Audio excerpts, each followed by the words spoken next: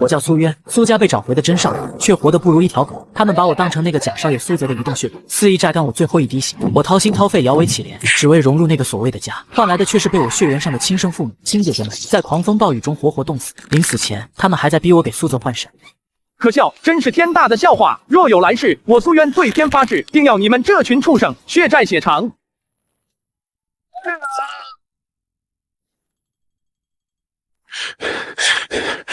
我不是已经死了吗？这该死又熟悉的厨房是苏家。我重生了，我真的重生了，回到了18岁，一切都还来得及，哈哈哈！苍天有眼啊！看着锅里咕嘟咕嘟冒着热气的药粥，苏渊的嘴角勾起一抹冰冷的弧度。这锅粥是他花了3个小时为他那娇贵的二姐苏婉柳精心熬制。前世的他会像最温顺的哈巴狗一样，亲自将粥端到他面前，只为换他一个廉价甚至不屑的笑容。但现在他只觉得无比讽刺和恶心，没有丝毫犹豫，苏渊直接端起滚烫的砂锅，对着锅嘴仰头将里面浓稠的药粥一饮而尽。苏婉柳，从你身上我先收回一点小小的利息。苏渊，你又在发什么疯？大清早的，想死吗？我的药粥呢？什么药粥？我只知道我饿了，厨房里有粥，我就喝了。你饿了，那是为你熬的吗？你算个什么东西？也配合我用上1000块1克的名贵药材熬的粥？你赔得起吗？二姐，跟这种上不了台面的东西废什么话？你看他那副穷酸样，待在咱们家简直就是污染空气。苏渊，你是不是又想用这种方式引起我们的注意？我告诉你，你的手段还是一如既往的丢脸和恶心。丢脸？我在丢脸。户口本上也姓苏，倒是你们2个一口一个小泽哥哥，叫的比谁都亲热。不知道的还以为你们是苏泽养的2条哈巴狗。你竟然敢骂我们！我看你是活腻了。二姐、三姐，你们别怪苏渊了，他肯定不是故意的。厨房的粥凉了，我再去给二姐热一杯牛奶好不好？苏渊，你快给姐姐们道个歉吧，都是一家人。还是这副假惺惺的白莲花嘴脸，永远在最关键的时候出现，扮演着完美无瑕的圣人角色。前世的苏渊就是被这副恶心的面孔骗得团团转，心甘情愿为他付出一切。道歉？你也配？苏泽，别在我面前演戏，你那套对我没用了。小泽。苏渊，你这个疯子，你竟敢打小泽！苏渊完全不理会身后鸡飞狗跳的2人，径直穿过走廊，走向客厅。他的眼神死死地锁定在客厅那面贴满了便利贴的墙壁上。那面墙是他过去2年小丑人生的见证，上面用不同颜色的笔密密麻麻地记录着他讨好每一个家人的方法。大姐苏南雅喜欢听维也纳的音乐会，她存了半年的钱买票。二姐苏婉柳痛经，她研究医书学着熬红糖水。三姐苏莹莹喜欢限量款包包，她跑遍全城去预定。就连苏泽喜欢吃城西的糕点，她都愿意每天早上5点起床去排队。她曾天真的以为这是融入家庭的秘籍，现在看来不过是一个小丑自导自演的独角戏。从今天起，你们所有人的死活都与我苏渊再无半分关系。回到自己那间狭小阴暗的房间，镜中的少年短发利落，露出了光洁的额头，那双曾经总是躲闪怯懦的眼睛，此刻锐利如刀，与过去的自己完成了最彻底的割裂。苏渊，你这个孽障，给我滚出来！你又对小泽做了什么？谁给你的狗胆动他的？我只是拿回一点我应得的利息。利息？你有什么资格拿利息？苏渊，我告诉你，要不是我们苏家大发慈悲把你从孤儿院接回来，你现在还在垃圾堆里发臭。你吃我们家的，穿我们家的，现在翅膀硬了，还敢打小泽？你的良心是被狗吃了吗？良心？张玉婷，你居然跟我谈良心？你们跟我谈良心的时候，怎么不摸着自己的良心问问？从我回这个家的第1天起，你们谁把我当成过真正的家人？你胡说八道什么？我们怎么没把你当家人？你吃的穿的哪样不是最好的？最好的，我穿的是苏泽穿剩下不要的旧衣服，我吃的是你们吃完饭剩下的残羹冷炙，我住的是家里最潮湿阴暗的杂物间，这就是你们给我的最好的。当家人就是看着我被苏泽一次次陷害，而你们选择视而不见。当家人就是把苏泽当成心肝宝贝，把我当成路边的野草。当家人就是我高烧到快要死了，你们却全家兴高采烈地陪着只是擦破了点皮的苏泽去看他那无聊又可笑的钢琴比赛。张玉婷，你扪心自问，你敢不敢现在就去做个亲子鉴定，看看苏泽到底是你儿子还是你和哪个野男人生的杂种，让你这么不顾一切的宝贝着？你这个畜生，我看你是真的疯了，我要打死你！疯了，没错，我就是疯了，是被你们这群自私自利、冷血无情的怪物硬生生逼疯的。但你放心，这才只是一个开始。从今天起，你们所有欠我的，我会一笔一笔连本带利的讨回来。而第一个就从你最宝贝的野种苏泽开始。当猎物撕下伪装，露出獠牙，曾经高高在上的猎人变成了惊弓之鸟。苏渊的决裂宣言像一颗炸弹，在苏家引爆了前所未有的混乱。吵什么吵？海鲜不够丢人吗？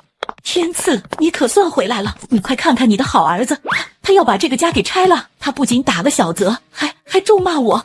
爸，不怪苏渊，都怪我不该出生在这个家里，抢了本该属于他的一切。爸，你都不知道苏渊刚才有多恶毒，他竟然说小泽是野种，这种话他都说得出口。他今天就像是中邪了一样，必须得好好教训一顿。孽障，你给我跪下！跪下？凭什么？就凭我是你老子，我让你给小泽、给你妈跪下道歉，立刻，马上！老子你也配？从你为了苏泽第一次对我动手开始，你就没资格当我父亲了。在苏家人惊骇欲绝的目光中，苏渊没有丝毫留恋，转身回到自己那间破旧的房间，简单收拾了几件衣服，背上书包，头也不回地走出了这个让他作呕的家。第二天，圣婴私立高中，阳光透过明亮的窗户，却照不进人心的阴暗。苏渊的到来，像往常一样，引来了无数鄙夷和嘲笑的目光。快看，那个苏家的私生子又来了！真不知道他怎么有脸待在咱们学校的。就是要不是苏泽少爷心善，收留着他，他早就该滚出去了。苏渊，听说你昨天在家里闹事了，是不是又缺钱了？我可以借你一点，只要你以后别再做那些丢人的事。前世，苏渊为了这个女人，不惜与全世界为敌。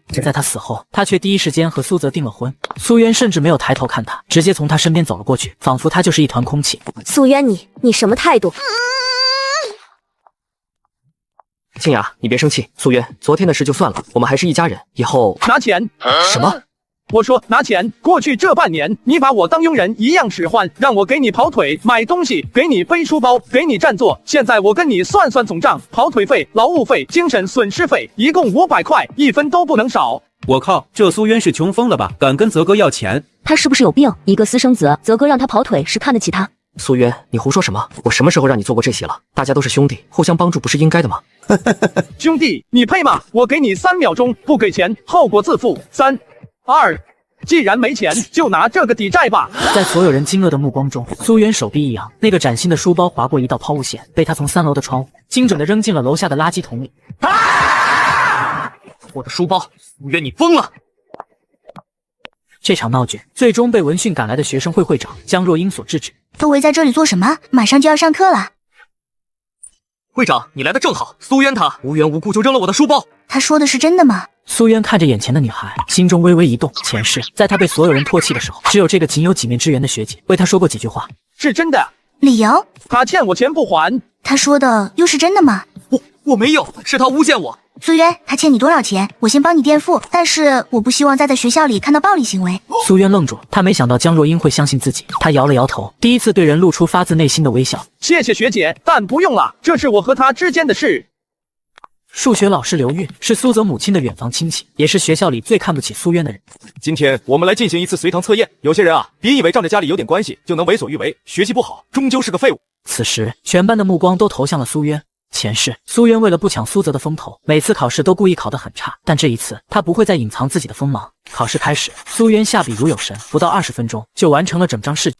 当弱者亮出足以致命的獠牙，所谓的权威便沦为最大的笑话。一向被视为废物的苏渊，用一支小小的录音笔，在圣婴高中的精英课堂上掀起了滔天巨浪。刘韵看着苏渊，嘴唇哆嗦，一个字也说不出来。你，苏渊竟敢透露老师说话，这是侵犯，是犯法的。犯法！刘老师，身为人民教师，你公然在课堂上羞辱、诽谤自己的学生，甚至滥用职权，随意篡改考试分数。你说我们2个到底是谁在犯法？刘韵身体一软，差点瘫倒在地。他知道这支录音笔一旦交到校长手里，他的教学生涯就彻底完了。我苏渊，有话好好说，我们私下解决，好不好？私下解决？刚才你当着全班同学的面羞辱我的时候，怎么没想过要私下解决？苏渊，你差不多就得了。刘老师只是一时情急说错了话，你非要闹得这么难看吗？你这样只会让大家更看不起你。看不起我？你算个什么东西，也配来看不起我？江清雅，收起你那廉价的同情心，你在我眼里什么都不是。你。就在这时，下课铃响了，但没有一个人敢动，而这场风波也终于惊动了学校的最高层。胡闹，简直是胡闹！苏渊，你知不知道你做了什么？顶撞师长，威胁老师，你眼里还有没有校规校纪？校长，您是不知道他有多嚣张，他这完全就是有预谋的报复。校长，我只是在维护我作为学生最基本的权利和尊严。如果这也算胡闹，那圣婴高中的校规不要也罢。你还敢狡辩？我告诉你，这件事没得商量，你必须立刻把录音删了，然后给刘老师写一份1万字的检讨，当着全校师生的面念，否则就等着被开除学籍吧。这位王校长向来擅长和稀泥，更何况苏家每年给学校的赞助费可不是一笔小数目，他自然不会为了一个无足轻重的私生子去得罪苏家和刘运。开除我？好啊，不过校长，在开除我之前，我想让你看点更有意思的东西。说完，苏渊不急不缓地从书包里又拿出了一个 U 盘，插在了校长的电脑上。U 盘里是一个被加密的文件夹。当苏渊输入密码后，里面弹出的内容让王校长和刘运的眼珠子都差点掉了出来。这是电脑屏幕上赫然是刘运近半年来私下收受学生家长贿赂、篡改学生成绩，甚至骚扰女同学的聊天记录和转账截图，证据确凿，无可辩驳。王校长、刘老师，现在我们再来谈谈，到底应该被开除的人是谁？是我还是他？又或者是你这个包庇罪犯、玩忽职守的校长，也该挪挪位置了？两人对视一眼，都在对方眼中看到了世界末日般的恐惧。最终，这场闹剧以刘运被学校董事会当场开除，王校长记大过处分并公开道歉而告终。苏渊这个曾经在圣婴高中最不起眼的存在，一战成名。然而，他还没来得及享受胜利的果实，更大的麻烦已经找上了门。此时，一辆黑色的宾利停在苏渊面前，苏天赐和张玉婷怒气冲冲地从车上下。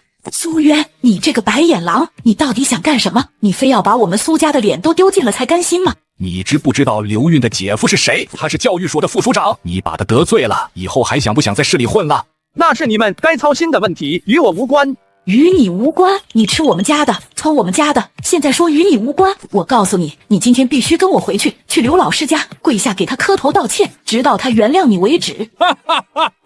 让我去给他下跪？张玉婷，你是不是还没睡醒？孽障，你连你妈都敢顶撞，我看你是真的不想活了。这一巴掌又快又狠，带着苏天赐全部的怒，周围的学生都发出了惊呼。苏渊当着他亲生父母的面，缓缓掏出手机，拨通了报警电话。喂，110吗？我要报警，在圣婴高中门口有人对我进行家庭暴力，并且意图当众行凶。对，我叫苏渊，施暴者是我的父亲苏天赐。警察的到来让这场闹剧最终以苏渊当众宣布与苏家断绝一切关系而收场。无家可归的他拨通了记忆中唯一一个还能称之为朋友的电话。渊子，你小子终于肯联系我了，我还以为你进了苏家那个狼窝，就把我这个兄弟给忘了呢。先喝点水暖暖身子。你的苏家真的断了？断了，断得干干净净。断得好啊，那根本就不是人待的地方。渊子，你放心，以后这里就是你家，有我蒋天一口饭吃，就饿不着你。谢谢。你接下来有什么打算？总不能一直待在这里吧？我要挣钱，不但要挣钱，还要挣大钱。我要让苏家那群人为他们曾经对我做过的一切付出最惨痛的代价。喂，是黑豹哥吗？我需要你帮我办件事。我那个孽子叫苏渊，对，就是他，给我找到他，先打断他2条腿。记住，别留下证据。事成之后，这个数。蛊毒尚不食子，但对于苏天赐而言，任何威胁到他宝贝疙瘩苏泽地位的存在，都必须被无情抹除，哪怕那个人是他的亲生骨肉。一张由至亲编织、充满杀意的黑尾，正巧然向刚刚脱离牢笼的苏渊笼罩而来。渊子，快吃我姐的独家秘方豪华版爱心泡面，吃了保证你忘掉所有烦恼。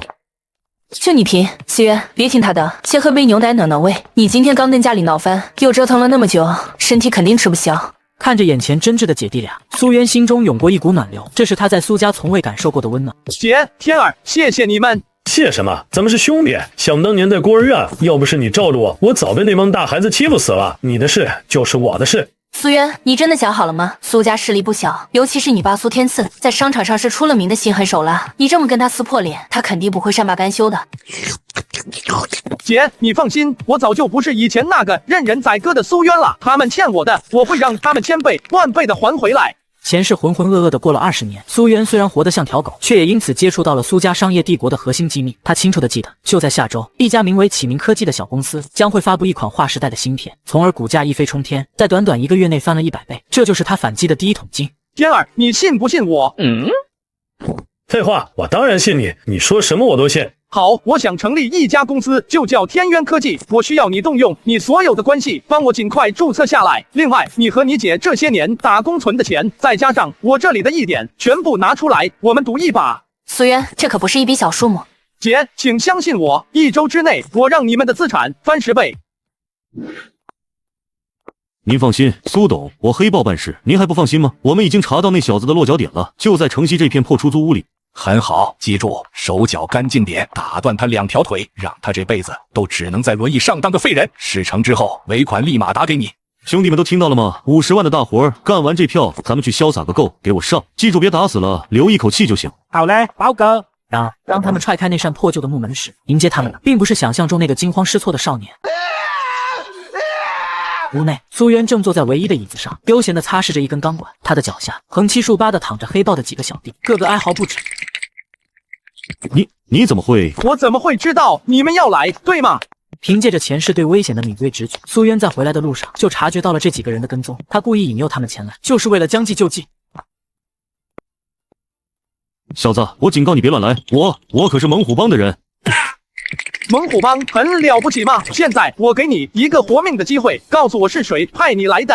我不会说的，这是道上的规矩。很好，我喜欢有骨气的人。我在孤儿院的时候跟一个老中医学过几手，他说人体有360个穴位，其中有几个只要用针轻轻刺一下，就能让人尝到比死亡还要痛苦10000倍的滋味。你想不想试试？我说，是苏天赐，是你爸，他让我们来打断你的腿。苏渊眼神瞬间冷了下来，虽然早已猜到，但亲耳听到，心中的杀意还是抑制不住的翻涌。很好。此时苏天赐正在焦急地等待着消息，手机铃声突然响起。喂，黑豹，事情办得怎么样了？苏董，办妥了，那小子的腿已经被我们打断了，现在就跟死狗一样躺在地上，您要不要过来亲自看看？好，干得漂亮！地址发给我，我马上过去。我要亲眼看着的那个孽障跪在我面前求饶。爸，事情都解决了吗？当然，小子你放心，以后再也没有人敢跟你抢东西了，整个苏家都是你的。苏天赐哼着小曲，满脸得意地走进了约定好的废弃工厂。黑豹，人呢？把那个孽障给我拖出来！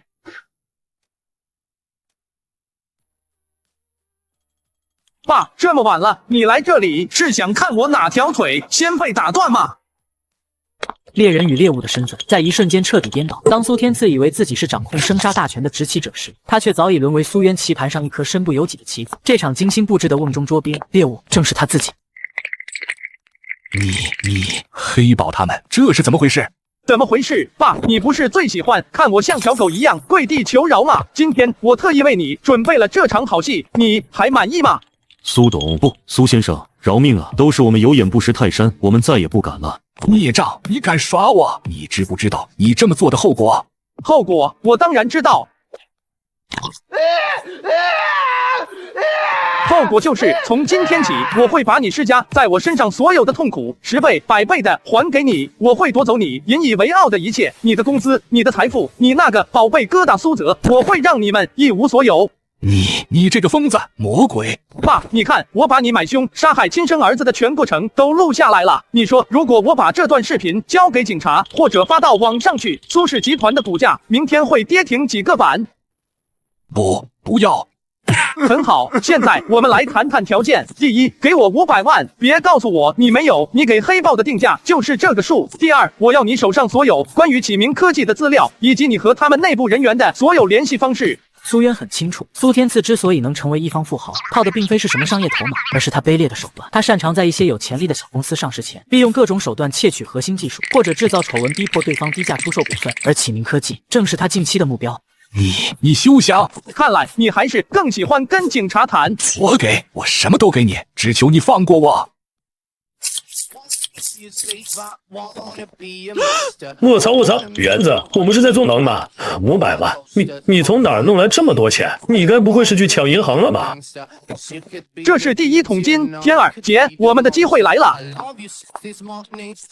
启明科技这家公司我听说过，是一家很有潜力的新兴科技公司，最近正在寻求 A 轮融资。苏渊，这些都是他们的核心技术资料和财务报表，你是怎么拿到的？苏天赐给的。我研究过了，启明科技的芯片技术至少领先市场5年，一旦上市无可限量。但是他们现在正面临资金链断裂的危机，这正是我们最好的机会。这里面是500万，天渊科技的注册手续要尽快办好。姐，我需要你动用你金融系高材生的专业知识，帮我把这些钱用最快的速度全部换成启明科技的原始股，我们要成为他们最大的股东。好，园子，我听你的。苏渊，这可是我们全部的家当，一旦失败，姐，相信我，我们不会失败，属于我们的时代才刚刚开始。爸，您没事吧？到底发生什么事了？您的手怎么？滚！都给我滚！爸，发脾气是解决不了问题的。苏渊到底对你做了什么？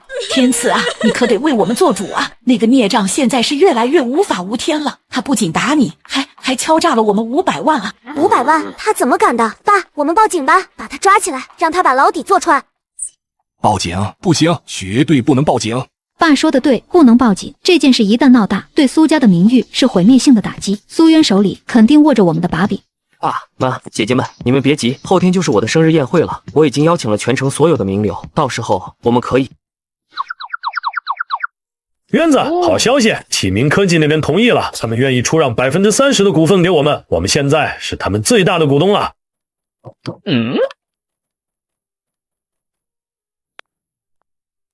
苏渊少爷，这是我家泽少爷的生日宴会请柬。泽少爷说了，虽然你现在不住在苏家了，但毕竟血浓于水，希望你能赏光参加。哦，对了，泽少爷还特意嘱咐，让你最好穿的体面点，别到时候给我们苏家丢人。这什么东西，狗仗人势！渊子，这摆明了就是鸿门宴，我们不能去。去？为什么不去？他这么盛情的邀请我，我当然要给他准备一份终生难忘的大礼。一场精心策划的鸿门宴，一个万众瞩目的生日派对，即将沦为审判伪善者的修罗场。当苏渊手持复仇的请柬踏入这金碧辉煌的陷阱时，他早已为那个窃取了自己人生的冒牌货准备了一份足以将其彻底摧毁的生日大礼。苏董、苏夫人，真是恭喜啊！泽少爷一表人才，将来必定是人中龙凤。哈哈，哪里，王总过奖了，小儿顽劣，以后还需要大家多多提携啊。就是啊，我们家小泽从小就善良懂事，我们做父母的真是省心。清雅，你和泽少爷真是天造地设的一对，那个苏渊给你提鞋都不配。你们别这么说，苏渊毕竟也是苏家的一份子，他也配。我真想不通小泽为什么还要邀请他来，看到他那张穷酸脸，我就觉得恶心，倒胃口。哼，放心，他今天要是敢来，我保证让他横着出去。就在此时，宴会门口传来一阵骚动。那是谁？好强大的气场！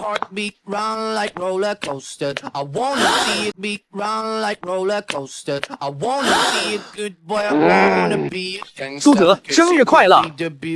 苏渊，你能来，我很高兴。哟，这不是我们苏家那个离家出走的大少爷吗？怎么外面的馊饭吃不饱，又跑回来摇尾乞怜了？你这身衣服是租来的吧？花了不少钱吧？蒋天想上前理论，被苏渊一个手势制止了。别误会，我今天来只是为了给你送一份生日礼物。快打开看看啊，泽哥，让我们瞧瞧这废物能送出什么好东西。该不会是路边捡的石头吧？哈哈哈！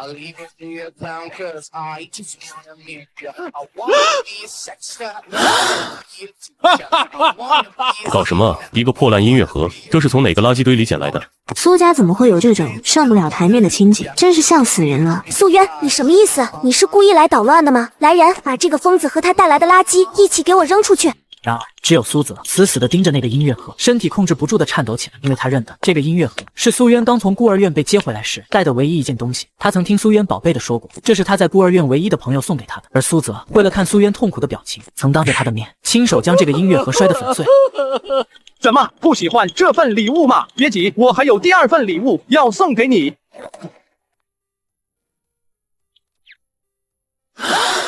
你们是不知道苏渊那个蠢货有多好骗，我随便掉几滴眼泪，我爸妈和那几个蠢姐姐就恨不得把心都掏给我。上次我故意把他推下楼梯，然后自己擦破了脸皮，我爸回来就把苏渊的腿都快打断了。还有上次，小泽，你对苏渊那么好干嘛？看见他就烦。宝贝儿，你懂什么？我不对他好一点，怎么能衬托出我的善良大度呢？我要让所有人都觉得他是个忘恩负义的白眼狼，这样等我以后彻底把他赶出苏家，才不会有人说闲话。他就是我养的一条狗，一条用来彰显我仁慈的工具罢了。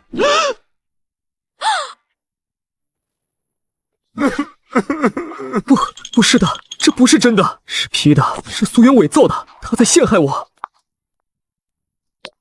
伪造？苏泽，你敢不敢看着我的眼睛再说一遍，这是伪造的。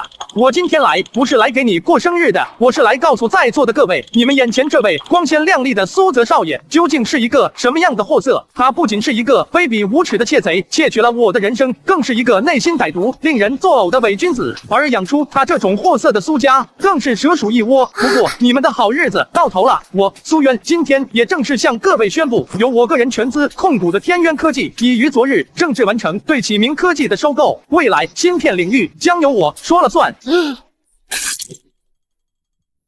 住手！都给我住手！四姐，你怎么回来了？小渊，告诉四姐，屏幕上放的是真的吗？告诉姐姐，到底是谁欺负了你？在长达数年的冰冷与黑暗中，苏巧雨的出现是照亮苏渊复仇之路的唯一一缕光。她的归来不仅是亲情的救赎，更是吹响了向这个腐朽家族发起总攻的号角。一场姐弟联手颠覆一切的战争正式拉开序幕。巧雨，我的女儿，你可算回来了！你快看看你这个好弟弟，他要把我们都逼死啊！他要把这个家给毁了！四姐，你别被他骗了，他就是个养不熟的白眼狼。你看他把爸气成什么样了？苏巧雨没有理会他们的哭诉和指责，她的眼中从始至终只有那个站在舞台中央，明明被千夫所指，脊梁却挺得笔直的弟弟。小渊，别怕，姐姐回来了。苏渊看着眼前这张熟悉又充满关切的脸，两世为人，这是他第一次感受到来自这个家的温暖。四姐，苏巧雨温柔地帮苏渊整理了一下衣领。我不在家的这几年，你们就是这么对待我的弟弟的。我们待他不好，我们把他从孤儿院接回来，给他锦衣玉食，他就是这么回报我们的。锦衣玉食，妈，你敢不敢告诉我，小渊回家的这2年，你们给他买过一件新衣服吗？你们让他和你们同桌吃过一顿饭吗？他住的那间又黑又潮的杂物间，就是你所谓的锦衣玉食。还有你们，我从国外寄回来的礼物，吃的、穿的、用的，指明了是给小渊的，你们谁见到了？别告诉我，那些东西都长腿自己跑了。苏巧雨在国外参加比赛，心里却一直惦记着这个刚被找回来的弟弟。她怕他受委屈，几乎每周都会给他寄国际包裹，里面有最新款的衣服、最好吃的零食、最先进的电子产品。可这些东西，苏渊一样都没收到，全都进了苏泽的口袋。我以前总觉得你们只是被宠坏了，心眼不坏，现在看来我错了。你们的骨子里有着和他们一样自私、冷血的基因。苏巧雨拉起苏渊的手，转身就要带他离开。站住！苏渊，闹够了没有？现在立刻马上去把投影关了，然后当众向所有宾客道歉，就说这只是一个恶作剧。至于天渊科技和启明科技的事，我会当作没发生过。明天你搬回苏家，这件事就到此为止。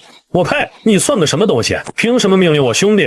大姐，你是不是觉得所有人都该像苏泽一样被你玩弄于股掌之中？你是不是觉得用你那套商业谈判的姿态就能让我乖乖听话？大姐，我告诉你，苏南雅，你没资格命令我，而且我不仅不会关掉视频，我还要让它在全城的每一个大屏幕上循环播放24小时。我要让所有人都看看你们苏家究竟是一副怎样肮脏恶臭的嘴脸。你敢？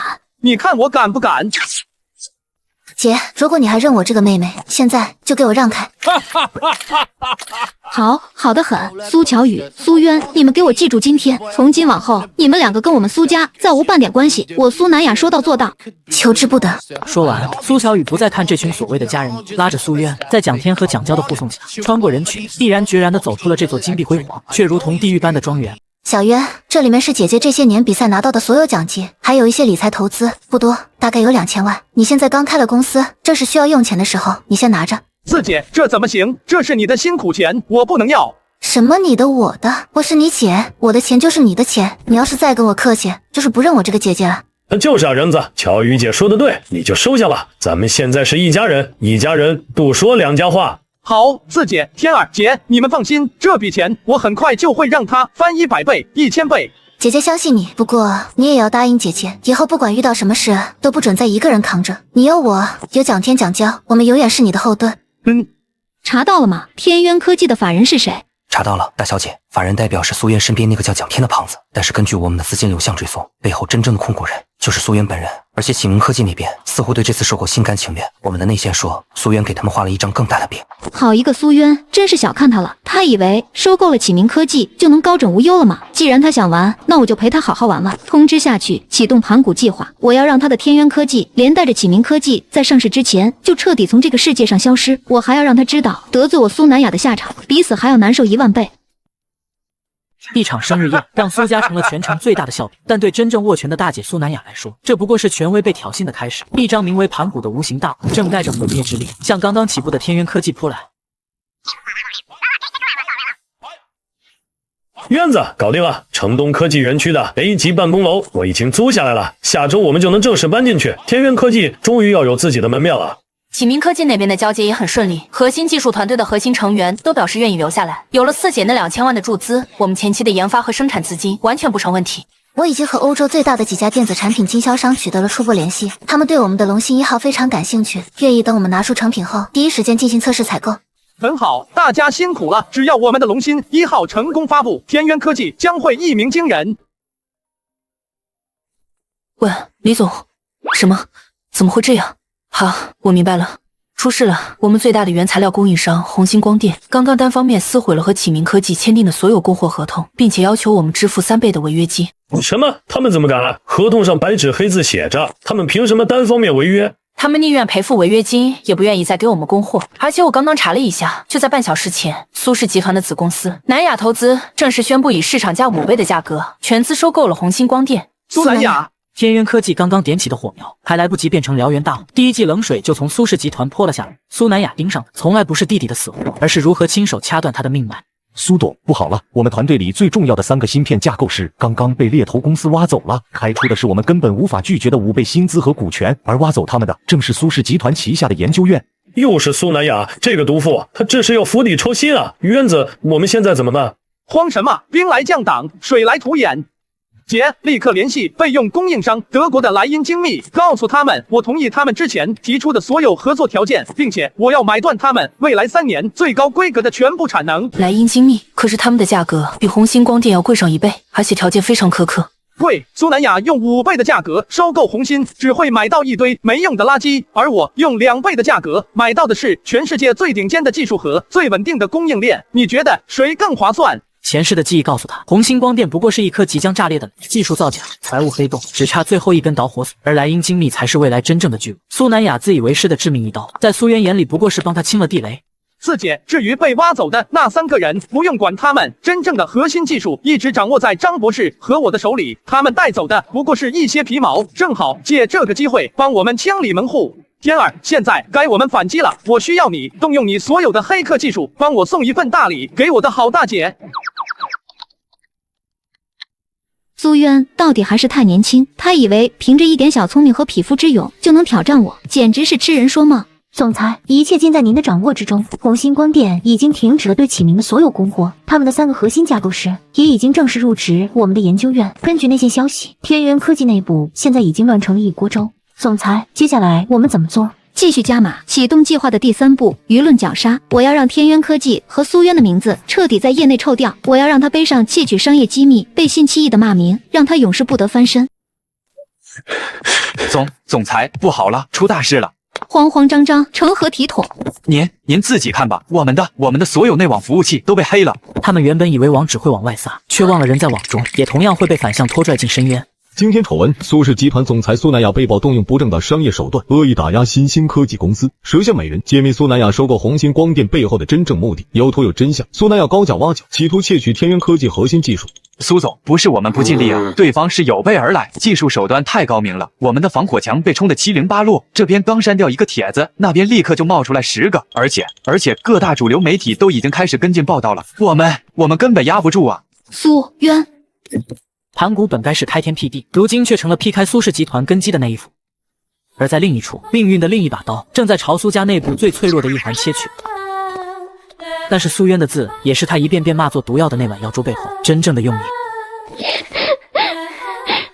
资本战场上，苏南亚被自己点燃的火反噬。病房里，苏婉柳被一张药方刺穿了最后一点自尊。舆论的刀切的是苏氏的脸，悔恨的刀却切在每个人的心上。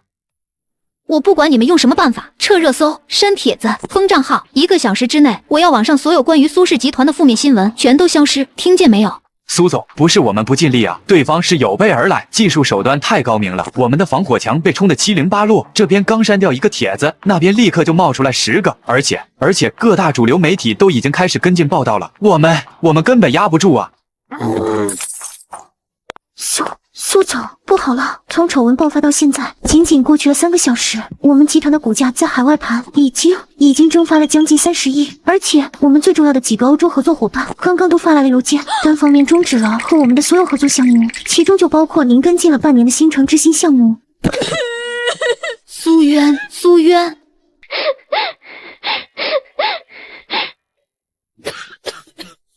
二姐，这是我跟李爷爷学的，对你的胃好，你快趁热喝了。滚开！你算个什么东西，也配给我熬药？你想毒死我吗？苏渊默默地收拾着地上的狼藉，一言不发。他曾经以为那是一个私生子卑微讨好的拙劣把戏，直到医生在报告边缘写下此方精妙绝伦，开方者堪称神医时，他才发现被自己一次次倒进下水道是救命的稻草。拨出去的不只是电话，还有他迟到了2辈子的道歉。喂，对不起。如果你只是想说这个，那就不必了。你的生死与我无关。很多人喜欢把对不起当成灵丹妙药，却忘了有些伤口已经连疤都长硬了。而此时的苏家客厅里一片死气，所有人脸色阴沉。你还有脸回来？苏南亚，我把公司交给你，是让你这么败的吗？30亿，你知道30亿是什么概念吗？那是我半辈子的心血。爸，这只是暂时的技术性调整，只要我们稳住。稳住！现在全城的人都在看我们苏家的笑话，你让我怎么稳住？我告诉你，从今天起，你给我滚出集团，总裁的位置你不用再做了。爸，你为了一个外人要撤我的职？外人苏渊再怎么样，他身上流的也是我苏家的血，而你为了对付他，差点把整个苏家都搭进去。你这个成事不足败事有余的东西！爸，你怎么能这么说大姐？这一切还不都是因为苏渊那个小杂种？如果不是他，我们家会变成现在这样吗？大姐做的一切都是为了我们苏家，为了小泽。三姐，你别这么说，都怪我。我不管，我咽不下这口气。苏渊那个杂种必须死！既然你们都拿他没办法，那就让我来。我不管，我咽不下这口气。苏渊那个杂种必须死！既然你们都拿他没办法，那就让我来。莹莹，你疯了！你从哪里弄来这种东西？你想坐牢吗？坐牢，只要能让苏渊死，我什么都不怕。我要让他和他那几个穷鬼朋友一起下去陪葬。当一个家开始习惯用坐牢、杀人来讨论问题时，这个家离坟墓也不远。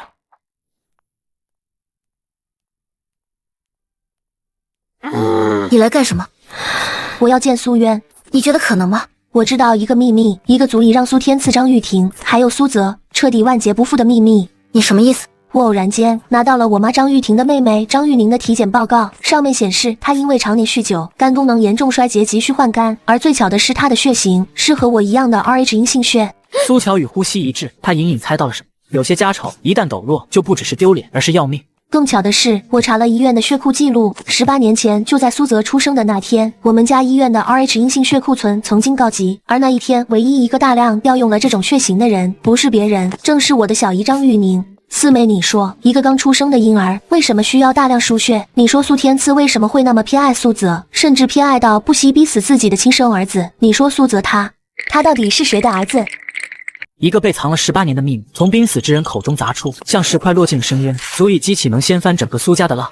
苏安柳，你知不知道你在说什么？这种话是能乱说的吗？乱说，我倒是希望我是乱说的，我希望这一切都只是我的幻觉，可证据呢？证据就摆在那里。四姐，你是我现在唯一能信任的人了，我把这个苏家最大的秘密告诉你，不求你原谅我以前做的那些混账事，我只求你带我去见小渊，只有他能救我的命，只要他肯救我，我愿意做任何事，我愿意帮你们拿到最直接的证据。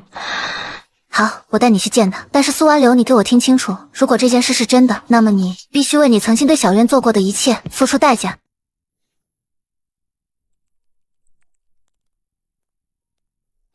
你还敢来这里？姓苏的，是不是上次的教训还不够？信不信我？让他说。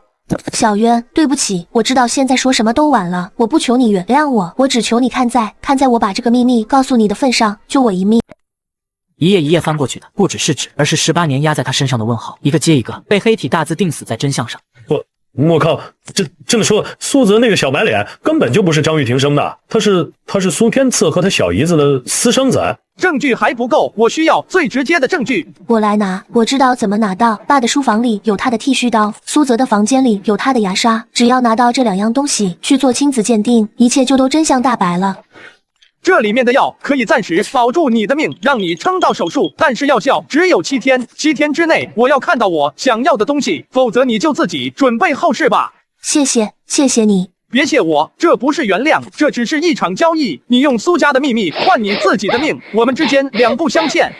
苏安柳从未感到如此紧张和刺激，背叛家人的负罪感和为自己求生的渴望，在他心中疯狂的交织撕扯。他成功的在苏天赐的抽屉里找到了他用过的剃须刀，紧接着他又潜入了苏泽的房间。那些本该跨越万里海洋落到苏渊手里的礼物，全都安安稳稳的躺在这里，连包装都没拆过。他终于明白，这个被他视作全家希望的弟弟，从来缺的不是爱，他缺的只是一点点羞耻心。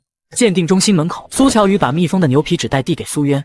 小渊，结果出来了。四姐，无论结果如何，你都……小渊，我早就说过了，我不是苏家的女儿，我只是你苏渊的姐姐。无论你要做什么，姐姐都陪着你。苏渊重重的点了点头，撕开了文件袋的封口。根据 DNA 基因位点比对结果，支持苏天赐为苏泽的生物学父亲；根据 DNA 基因位点比对结果，排除张玉婷为苏泽的生物学母亲。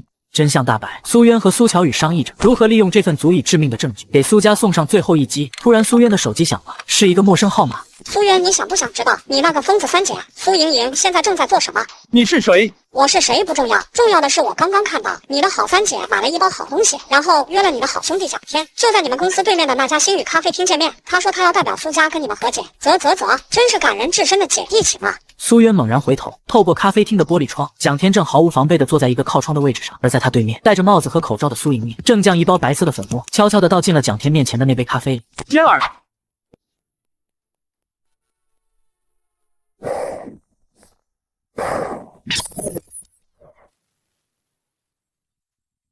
阴谋与阳谋的最终碰撞，善良与恶毒的殊死较量。当失控的货车撞向宿命的十字路口，这场持续了2世的血海深仇终于迎来了最后的审判。所有的罪恶将在阳光下无所遁形，所有的孽债都将用鲜血和泪水一次性偿还。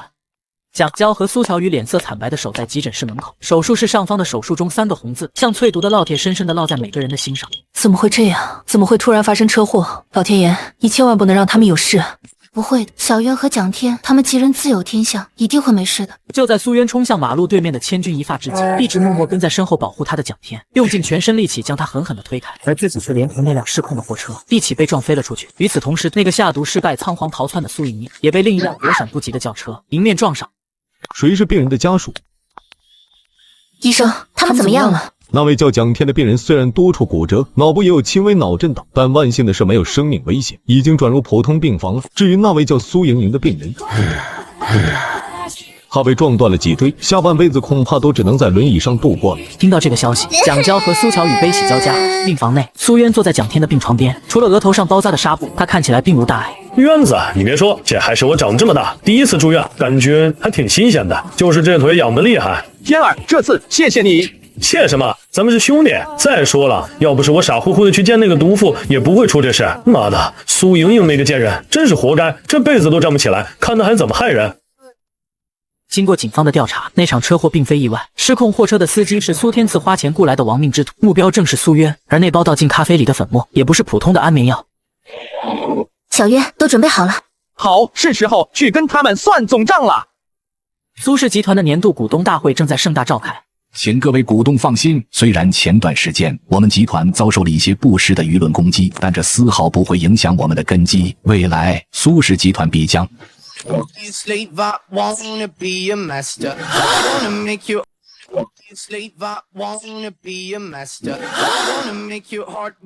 天啊，是苏渊，他怎么会来这里？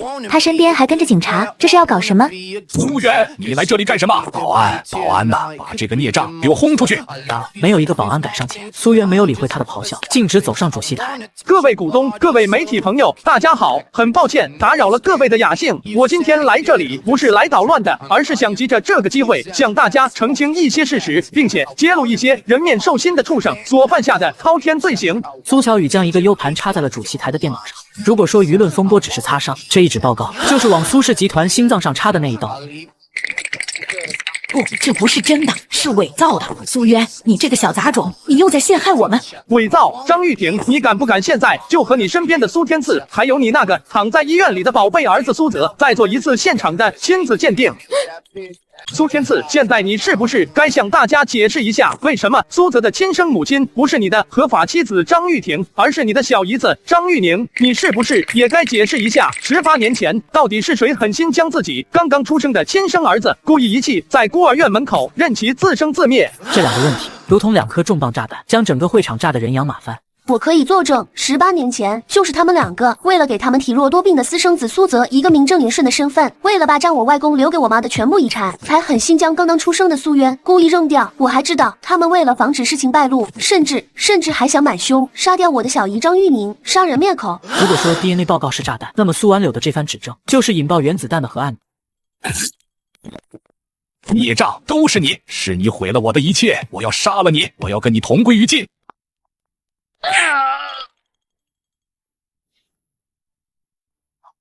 苏天赐因故意杀人未遂、恶意遗弃等多项罪名，被判处无期徒刑。张玉婷中风偏瘫，后半生只能在病床与悔恨中煎熬。苏南雅引咎辞职，苏氏集团股价暴跌，最终被天元科技以超低价收购。苏莹莹终身瘫痪，在精神病院里度过疯狂的余生。而苏泽在得知自己身世真相后，精神彻底崩溃，最终在一个雨夜纵身一跃。